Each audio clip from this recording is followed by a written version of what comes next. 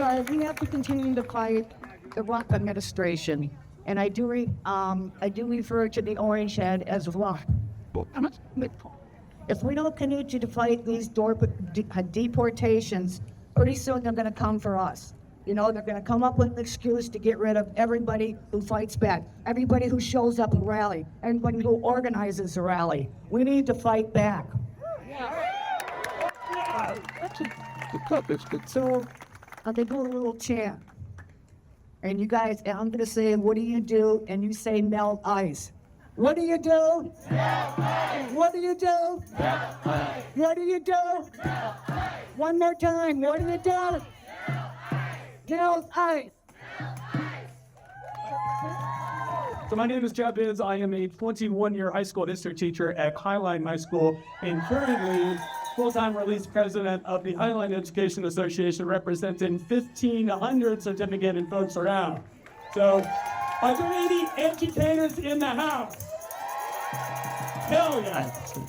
All right, I just want to thank you all very much for being here, and our association is absolutely proud to be a sponsor of this event and go through and endorse this, and I'm happy to say that I've got folks in the house, some executive board there in the back there. I see Ben with his hat on back there, and like that. Is out here, I got our UniServe director, Alan Sutliff, is around here. I've got a whole bunch of other educators, so I just want to thank them for being here and coming out for, to support this event.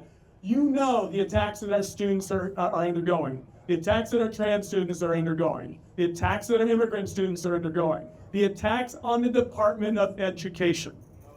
And if you go through and think that that's okay, let's talk a little bit about what the DOE does. The DOE spends in Washington State, and just in my district alone, the Highline School District, $29.5 million, of which $9 of those million goes to feed children. And if we all of a sudden think that feeding children is not something that we should do, we need to check ourselves before we wreck ourselves. Yes, but I'm not on. Right, we've got folks who are coming to school board meetings who are essentially engaging in hate speech. I need you to show up to your local school board meetings and engage in un-hate speech.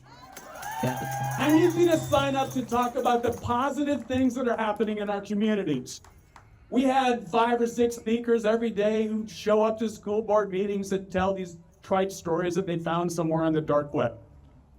And then all of a sudden we got tired of it.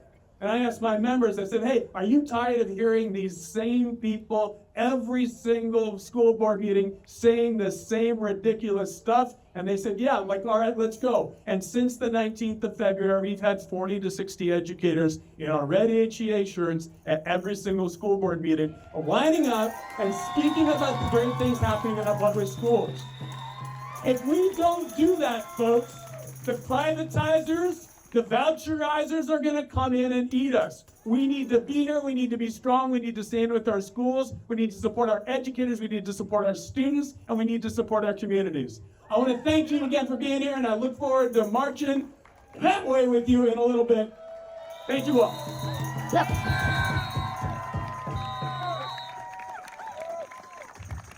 Hi everybody, my name is Edie Sleeplon. I am the Deputy Mayor of the City of SeaTac. To my right is Councilmember Sinead Neguse, and to my left is Councilmember James Lovell. While we are part of the City Council, we are here as private citizens. I do have to say that. With that said, thank you all for coming out. I am a proud child of immigrant parents, the first to be born in this country. With that said, as well, I am a proud SEA member, was previously with HEA. Black people.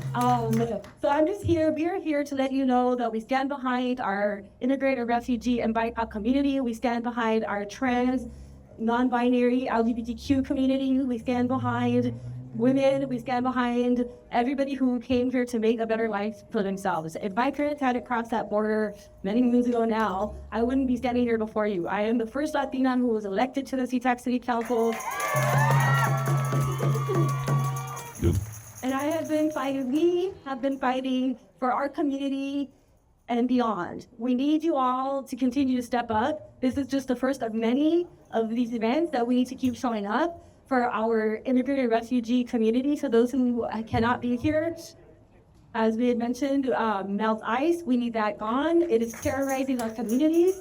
I also want to say that we need to stay focused on the task at hand, which is flipping as much of our Congress as possible and getting people who are really out there representing for us. And we're standing here before you as actual elected officials so we understand the power that we hold and we have a seat at the table, but there needs to be more of us at the table. And currently, SeaTac, we have probably the first time in a long time that our city council actually reflects our community. We're a majority BIPOC and majority progressive. Sit down. Yeah. Thank you. Yeah, just to add to that, there are 7 city council members here in the city of SeaTac, 6 of 7 which are Black, Indigenous, and members of the immigrant community. Where we represent 5 of the top languages that are spoken in our city and the language that are spoken in our communities. And so we are not here just to show that we are reflective, but we are here to say that we share your values. These are our values. We believe in our community members. And just to add to Deputy Mayor Guzman, like, I'm not just here as a council member, I'm here as the proud daughter of Ethiopian refugees. A program which this administration has decided to pause. I am here as the proud daughter of a janitor and a SEIU 6 local member. And we will continue to fight for our children. We are not going to stay silent. And so I just thank you for being here. And in the words of John Lewis, the late John Lewis, continue to make good trouble, necessary trouble. Continue to speak out, please. And if you have the power to do so, continue to educate and empower our communities, those who are not able to show up today because they are afraid, but we are not. So thank you. Morning, everyone. I'm James Lovell. I'm enrolled in the Turtle Mountain Band of Chippewa Indians from Belcourt, North Dakota. Born and raised here in King County, and I'm on SeaTac City Council. I'll keep it brief. I work full-time in housing and homelessness. We're seeing the cuts every single day in our industries. I'm here with my partner and our children because we need to start young. And thank you for sharing John Lewis. I'm going to go, surprisingly, I'm going to quote a white guy, Chris Christopherson. Try to stand the truth and hold your ground, and don't let the bastards get you down. Jingle Amira! And we're the full workers. My claim of workers are under attack. What are we doing? Workers are under attack. What are we doing? The world are under attack. What do we do?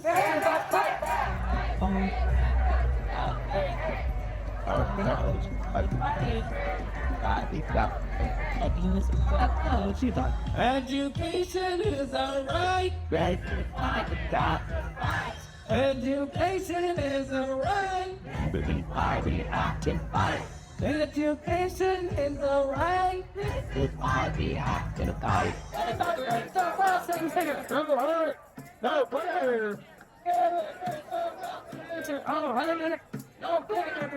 And then, so I think you're no text, no fear.